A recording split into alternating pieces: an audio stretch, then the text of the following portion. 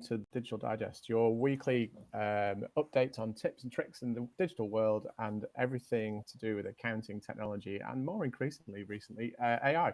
And we're going to carry on a theme that Ryan and I talked about last week, which is around where the opportunities lie with AI. And I think invited a couple of my colleagues on this time, so it's going to be a sort of an ego boosting opportunity for me to talk about what we're doing at Beaver and Struthers, and a little bit of self reflection as well, which doesn't happen very often in my space, but it's always entertaining. So I'll introduce you briefly to Beck and Leo, and they can sort of introduce themselves, and then we'll get into why we're talking about this, and specifically.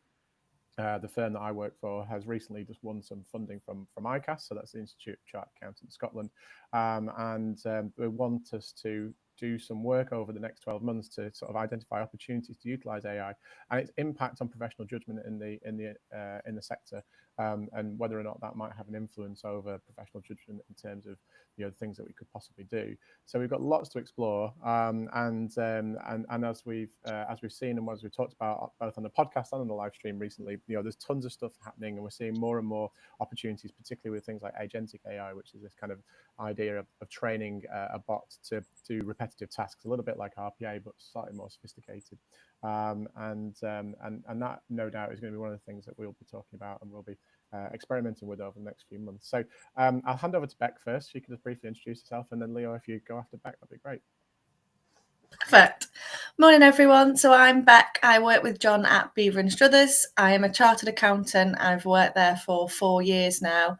So I qualified after doing my ACA exams in 2023. I don't know. It feels like a lifetime ago now anyway.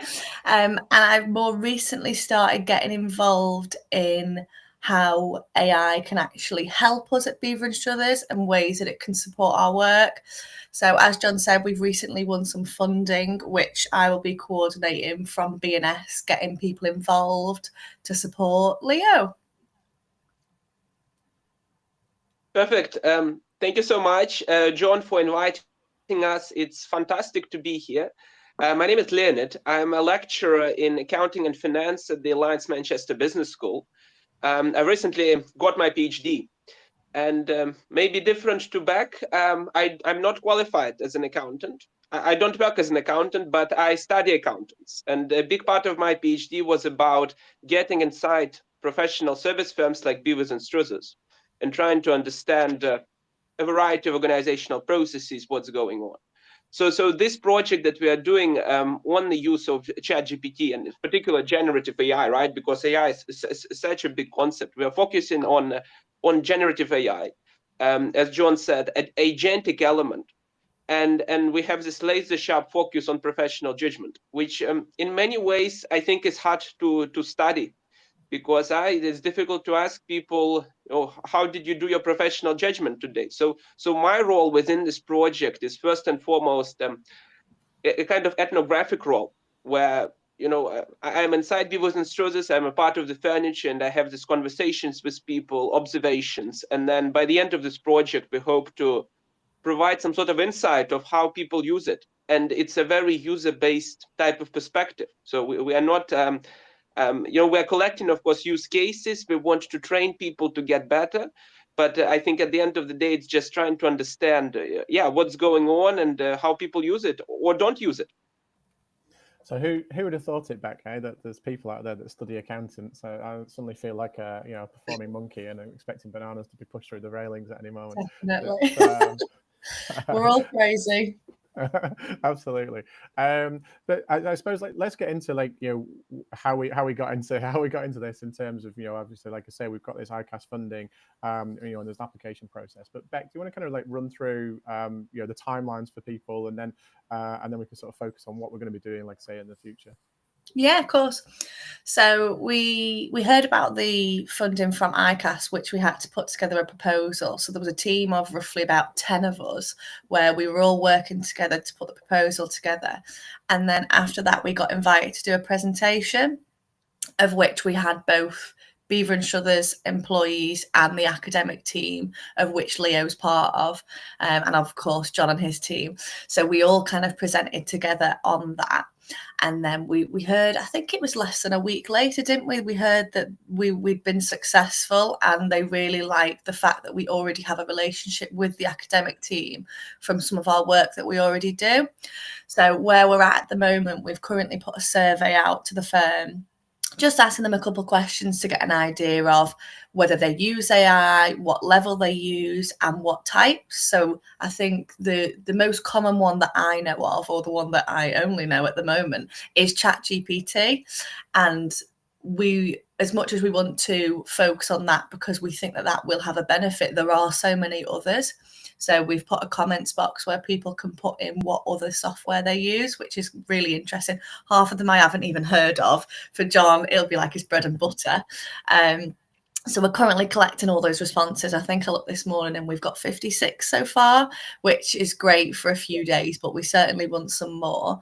And then what we'll do is we'll select a sample of people of which Leo will then be able to have conversations with, understand a bit better about the ways that they work, how they include Gen AI in their work, and we'll equally provide training, which will be led by John's team. I'll leave it to the experts. And with that, the training will be for the whole firm, because I think everyone will certainly get a benefit from it. But then we will specifically look in on those people who we've selected as our sample. God, I'm saying sample, once an auditor, always an auditor, eh? And those people, we will then see what they know. So there might be some software that they use that we think will be a benefit as well, so we could train other people. But as Leo said, the whole purpose of this funding is to focus on professional judgment. So I think it's certainly an interesting one, because professional judgment is such an important part of accountants' roles, but the judgment is more the human element of it. So for me, I'm certainly interested at how the software can impact on that. So we've got a year, so we've got a while yet, but the wheels are certainly in motion with it, with the survey going out this week. So yeah, should be a good one. It's very exciting, right? Because I think you made a really interesting point, which is like the professional judgment part of the professional services that we offer and the advice that we offer to clients is like the human element, right? That's the element of us having the experience and the benefit of maybe being in a similar situation, or of having learned from other situations that we've been in, to kind of then apply our knowledge and expertise in a particular way to get the best outcome for a client. And Leo, you mentioned about, it's very hard to kind of like, sort of quantify what professional judgment is, but I think one of the reasons for this funding is obviously, ICAS potentially have some concerns, don't they, that if people just kind of run away and start using things like ChatGPT to maybe do research, that they could potentially come up with the wrong results or the wrong application of those answers, which I guess in theory is no different from using Google in the past or anything else, but I suppose what we're seeing with large language models is that ability to really like almost become like an expert overnight, I guess. Yeah, absolutely, John and Beck. And maybe one thing to add is, as Beck said, ICAS, they really loved our proposal. And I think one of the reasons for that is because, why do they give this funding in the first place, right? Why do they organize this type of projects? Is I think on behalf of these professional bodies, there is a lot of concern, right, around this Gen AI, because it's a disruptive technology. It's changing every sector of the economy, accounting included. And John, of course, you know much more on this than I do, but I think as accountants, we are not very ready, to be honest, in terms of materials, in terms of training. I mean, people are doing a lot of things, but by and large, maybe we could have been doing better as a profession. And even if you compare to something like a legal profession, where some of these large legal firms, I mean, they're mobilizing AI big style to produce all sorts of legal briefs, etc., etc. So I think in accounting, and it's my honest sort of personal view, I think we're a little bit behind. And then, as you said, right, so I think another reason why they focus on professional judgment is especially this human element, right? Because ultimately, in some way, it's about the future of accounting, the future of the profession. What is it that people are doing and getting salary for? And, if a lot of things that you're doing right now in terms of some manual tasks can be substituted by this GPT type of tools, then, maybe we're in a big problem. Now, I think an interesting thing, and Beck already mentioned that we already got some results from survey. Job security is not number one concern. People are not concerned that GPT will substitute them, but what they are concerned, and this is, John, what you said, privacy of the client data, because that's important in accounting and auditing. And they are also concerned about trust. Can you trust this type of tools? And because if I ask GPT something in the morning and then I ask it in the evening, and if I tweak my prompts, it will give me different results. So in accounting and auditing, fundamentally, it's about trust. It's a trust building function. So so this is some of the results that are coming through the survey right now. But I think the whole idea behind the project is that it enhances your judgment. It doesn't substitute it, but it is another resource that you can draw on when you are making those tough decisions when a lot is on the line. Yeah, I think that's a really interesting point. And actually, I was at an event last week, which was done in London for HLB, and it's a review of a survey that we've done of various businesses around the world and their attitudes to all sorts of different things and challenges that they're facing. And AI inevitably is like on the spectrum there for them. And I got talking to someone who's at the event afterwards, and they were sort of saying, one of the big challenges with ChatGPT is like if you're an expert in a field and you sort of query ChatGPT, and I think this goes back to your point, Leo, is that you know whether the response you get is accurate, in terms of whether or not it's pulled out the right legislation or the right accounting standard or whatever, whatever's applicable at that moment in time. Whereas if you're not an expert, but you ask the same question, you're going to get a response, and you're going to probably implicitly trust that response because it seems genuine, it seems trustworthy, it seems like it's going to be fairly accurate. And of course, why wouldn't you trust a model that's got access to everything on the internet and every possible textbook going and things like that? So I think that's one of the really interesting things. And the sort of analogy that this guy used that I was talking to was that it's almost a little bit like having every color of paint that you've got available. But the problem is when you start to mix all those colors of paint together, all you end up with inevitably is brown, and that's the challenge. Yeah, that's the challenge that we've got to kind of overcome. We've got to kind of like get that rainbow of colors back out into professional services. I took slight umbrage as well, Leo, by the fact that you were saying that lawyers are further ahead of us in this respect, because we always like to look down on lawyers and the legal sector and think that they're way behind us. So I think it's quite interesting that you, as an academic looking into the sort of your professional services world, sees that things, maybe that the accounting space isn't moving forward as quickly as possible. I just want to touch on something which I think is probably even more relevant for Beck, because she said she's only just recently qualified. But Leo, you were talking about the fact that as a profession, right? One of these things that we do is that we teach people these sort of basic concepts of things like double entry accounting, how to do tax, how to do audit, how to do all sorts of different things. And part of that learning process when you're on a training contract is to go out and and do the grunt work, right? Is to do those repetitive, relatively boring tasks. Taking and bashing, reconciling bank accounts, finding missing bank statements and trying to fill in the blanks and do all those kind of things. And yet we already know that a lot of those tasks can be replaced by GPTs and by other tools as well. So what does that leave us when it comes to training, Leo? Because that's going to be a big issue, isn't it, for the accounting sector? If we're going to suddenly say, look, we don't, those 3 or 4 or 5 years that you spend in your formative years are no longer relevant. How do we accelerate that closing that gap from being a brand new graduate or someone coming out of school who suddenly needs to learn a whole bunch of other things, which really comes through experience at the moment? What are we going to have to do to sort of address that? John, this is an excellent question. I'm not sure I have a good answer.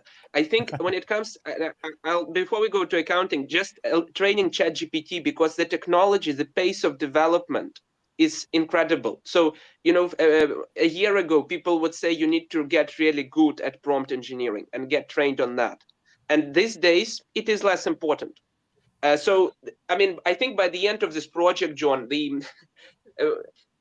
so I think in this type of environment, right, what do you teach or what do you train upon? I think what the word that you said, it's a keyword, fundamentals. So in accounting, when things get difficult, transactions that get difficult, we get confused, there is so much complexity.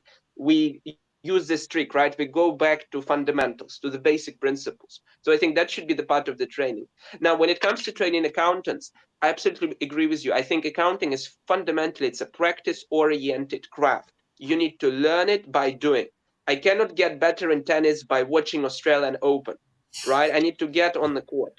So in some way, to be honest, I was shocked when I heard that we no longer teach double entry on our first year courses in terms of, making people record transactions, because that's how I learned it. I think even if a lot of these tasks can be automated, fundamentally, I think you need to do them yourself. It's a little bit like saying, do we no longer need to learn calculus because Excel has all the sum if functions? Of course not. We need to do it. So, and for accounting as well, maybe it will be more of a kind of systems oriented function almost, where you kind of controlling, think about, and this is like future thinking, right? If it's becoming increasingly automated, and that's where we're moving, right? Maybe what you end up doing, you become this kind of systems manager type of systems administrator, right? Where you're controlling the systems and controlling outputs and monitoring and supervising. But fundamentally, I think these basics of accounting, to be honest, I don't think they're going anywhere. You need to learn them. You must learn them if you want to do your job well and on a high level. I think just to add on to Leo's point as well, John, I think if you don't know the basics, and like you were saying before, you're putting the information in and the experts will know when the information comes out whether it's accurate or not. If you don't know the basics and you're relying on this software, how do you have the judgment then to understand whether it's correct or not? And you could have the best software in the world, but not to be a pessimist, but what if it all goes wrong? What if it stops working? Yeah. What if something happens and then you have to go back and do it yourself? Because the whole point is you cannot put reliance on this software if you don't understand it to start with. And this is where the professional judgment comes in. But it is interesting because, I remembered it was 2023 when I qualified. And at that point, there was nothing really to do with AI. They'd often bring it in a question and talk about kind of the impacts that it could have in the future. But it's kind of here and now. So it's kind of, even though it is, I'm going to say it is going to become such a big part of our industry, you still need to know the basics. And that is where my worry would be, where you can get some people, and we did it with the KTPs at work, where the students came in and asked us to trial ChatGPT and put questions in whether we think that the answers were right or not. And as much as all my personal responses were positive, that you don't want to 100% rely on it, because then what is the point in you putting those questions in if you're not even going to actually think about the answers that are coming out? So I feel like it's something that should be brought into the studies more, if it's not already, because it will become such a big part. But you do need to make sure that you understand the questions that you're actually asking it, because you want the answers to kind of support you in your decision making, or maybe speed up the tasks for those ticking and bashing. But I'd never want to 100% just blindly put the questions in and expect the answers to be right, because then you're not really doing anything then, are you? What's the point of you putting the questions in then? Well, I mean, I think that's almost the ultimate question, right? Is like, in our world, like if we do have like, large language models or other things that maybe come along and going to be replacing some of those things, is like, what is our purpose? I'm actually going to like go back on that. Well, I'm going to go back on that training point as well, actually, because I often use this analogy, and I've been rolling this out for like at least 2 years now. So it's probably old hat, and lots of people have heard it. But when I learned to drive, 20 odd years ago now, like, I was on the cusp of like a technological change that was happening in like, cars, which was the fact that two things were happening, actually. More and more cars were becoming automatic cars, and so you could actually, for the first time ever, I think, when I took my test, you could actually take a test in an automatic car and not a manual car. And the other thing was that like manual chokes were still present in like some old cars. And for anyone that doesn't know what a manual choke is, it's basically the thing that manages the amount of oxygen and fuel mixture that goes into the engine. And for anyone that's older than me, you'll remember the frustration of getting in a car, flooding the engine and not being able to get it started, and then you have to sit there and wait for about 5 minutes before you try again. Now, anyone that learns to drive nowadays will either potentially be driving an electric car, and maybe not a petrol or diesel car at all, or they'll be using a petrol or diesel car which has an automatic choke and does all of that fuel mixture stuff for you. So this is kind of my analogy that I use for like accounting knowledge. Is like, we have people, of different ages who will have learned different skills, which all apply to the same output, which is driving a car and being as safe as possible on the roads. And yet we've all learned different skills along the way. And maybe some people haven't learned skills that other people historically would have learned because they're no longer relevant. Right. And I think that's my point, is like, if we do have, something that automates a process, whether it's the double entry bookkeeping or whether it's inputting invoices into an accounting system, or if it's doing some of the audit work or whatever it might be, it's like, why do we need to learn that process if it's going to be automated? Because we're not learning other processes that have been automated in the rest of our personal and professional lives. But what we do, and again, I'll hang this caveat out here, is that we go and rely on real specialists when something goes wrong. So like when my car breaks down, I take it to the garage, and someone who knows and understands that vehicle or understands the engine or whatever it is will be able to take it apart and fix it and solve the problem. But me as a user doesn't necessarily, need to know how to do that. No, definitely. And I think that's the whole point, is that you've got the specialists, but at times that is us. So, or at least there's certain people throughout the firm who have certain areas of expertise. So they're the ones that you go to for that advice, or like you mentioned before in HLB, I know in the network that we have, whatever kind of question or query it is throughout the network, you'll have someone that you can ask those questions to. So there is always that element to lean on. But then my thought is, what are they doing about using the software? Because if we're leaning on them, thinking, kind of putting them on this pedestal, saying you're the person to come to with all these questions, what if they're not actually getting the answers from the right place? Or what if they're relying on the AI, but actually the answers that they're getting back aren't right? I mean, every time I've tested it, it has been, but there's always that little bit of doubt in my mind of, are the answers right, kind of thing, which I'm probably one of those people who voted on the survey that Leo's saying that was the most popular answer. And just to add to this conversation, John, because I love this analogy with manual against automatic.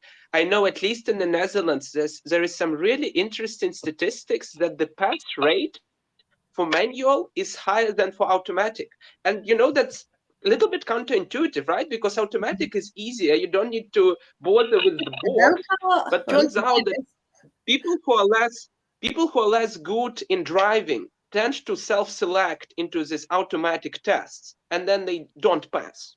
So in some way, it also comes down to training. And I think what Beck said, right, becoming an accountant, becoming a professional, learning this professional judgment, which is another fascinating question, right? How do you learn it? You learn it on the ground, I believe. You learn it by observing other people, by role modeling. So in some way, so for instance, we know that a lot of youngsters these days, they use ChatGPT to study for their exams. Now, the question is, do they use it because they truly believe that this is a superior way to acquire knowledge? Or is it because they don't have time? Because it is a stressful job. It's a job where you are time limited. We discussed it with John the other day, that it's fundamentally, these are time-driven organizations, and time is probably the most valuable resource. So I think it's always interesting to think about how these technologies unfold within the broader organizational context. And, in some way, maybe it's less about technology and more about creating this environment where people, just get more time to study, or get more time to, sit down and think it through, and, complete an audit to a high standards. I think that could be an interesting also observation to consider. Yeah, and I think, again, if you look at a lot of the work that organizations like the FRC and the ICAW do on where audit quality often gets let down or it drops, it's almost always around areas of professional judgment. It's around the subjective matters in the financial statements, or the subjective matters that you come across in the audit, and those bits of the audit are always the bits that are left last, because everyone else is doing the ticking and bashing, as Beck said. They're doing all of the verification of the financial statements and the transactions and stuff.